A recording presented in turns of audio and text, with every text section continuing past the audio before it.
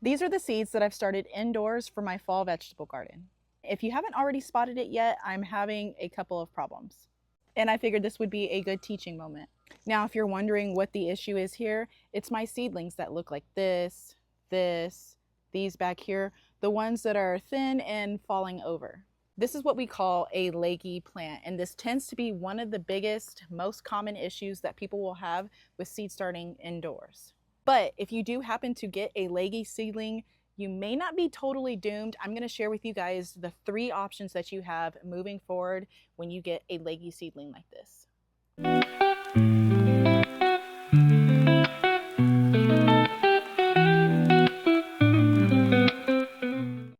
So first of all, what does a leggy seedling mean? When you have a seedling that is getting like this, it's stretching, it's thin, it's flopping and falling over, this means that your plant is not getting enough light. Now, this could be your light if you just don't have a quality or strong enough light, but in most cases, it means that the height of your lights above your seedlings is not close enough to them. So your seedling will begin to stretch in order to reach and get closer to that light source. So your first option is to move this closer to your grow light. This is only going to work with mildly leggy seedlings. This right here, if it looks like mine, this is not mildly leggy. So I would say that option 1 is not going to work for you.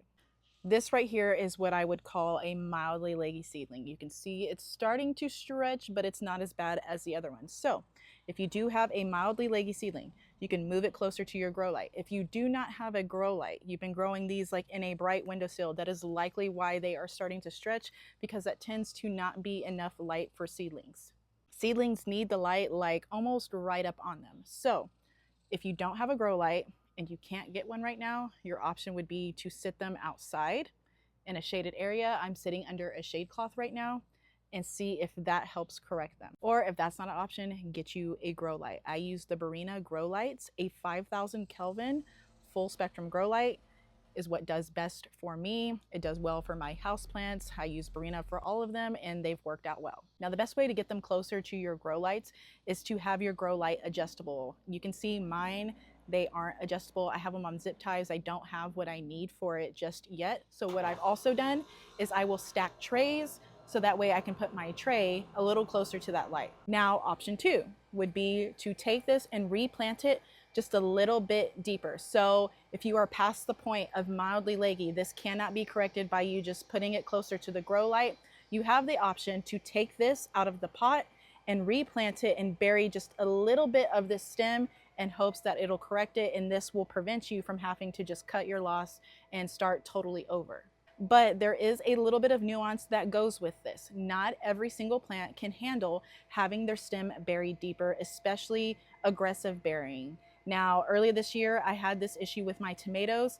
I buried them a little bit deeper, but tomatoes are different. They're the superstars of deep planting because they develop adventitious roots all along a portion of their buried stem. Now, plants like brassicas, that's relevant to what a lot of us are starting right now for our fall gardens, lettuces, onions, other cool season crops.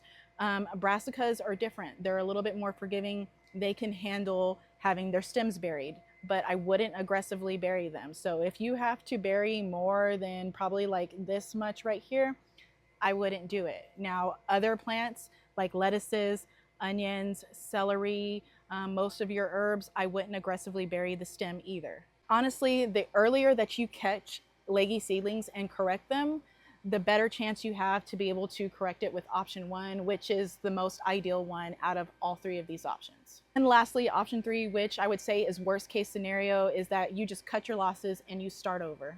Now, for me personally, I don't think these are totally doomed. I'm going to replant and bury the stem a little bit, move my lights a little bit closer, and hopefully that'll correct it. But I'm also going to start more seeds of these kinds just in case for whatever reason these don't do well. I am in South Central Texas, the San Antonio surrounding area. So if you did decide to cut your loss and just start over, you're not behind at all if you chose to do that. We have these next few weeks that we can be starting our brassicas and things like that. So if you get a leggy seedling, don't panic. Leggy doesn't automatically mean it's doomed and lost. Assess your seedling, decide which rescue option would be the best for your situation. And remember, don't forget to fix your light so that way the problem doesn't keep occurring.